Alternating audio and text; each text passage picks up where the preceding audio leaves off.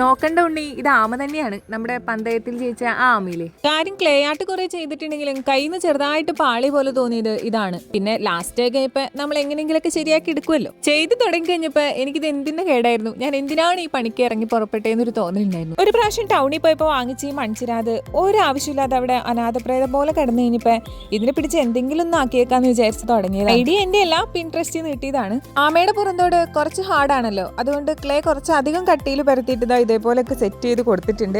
കുറച്ച് കവർ ചെയ്തെടുക്കാനായിട്ട് ഇത്തിരി ബുദ്ധിമുട്ടായിരുന്നു കേട്ടോ. പിന്നെ ഞാൻ കുറച്ച് പെയിന്റ് അടിച്ചു. ഏതാ കളർ ആമയുടെ എന്നുള്ളത് ലാസ്റ്റ് ആയപ്പോൾ എനിക്ക് തന്നെ കൺഫ്യൂഷനായി. കാരണം കറുപ്പ് കൊടുത്തു, പച്ച കൊടുത്തു, പിന്നെ ഞാൻ അതെല്ലാം കൂടി അങ്ങ് മിക്സ് ചെയ്തെടുത്തു. അവസാനം പാറ പോലെയാണല്ലോ ആമയുടെ പുറന്തോടിയിരിക്കുന്നത്, അതേപോലെയൊക്കെ ഏകദേശം അങ്ങ് ആക്കിയെടുത്തു. ഇതുവരെ എനിക്കൊരു കോൺഫിഡൻസ് വന്നിട്ടില്ല കേട്ടോ. പക്ഷേ ഈ രണ്ട് കണ്ണും കൂടി അങ്ങ് വരച്ചു കൊടുത്തപ്പോൾ കുറച്ചൊരു സമാധാനമായി.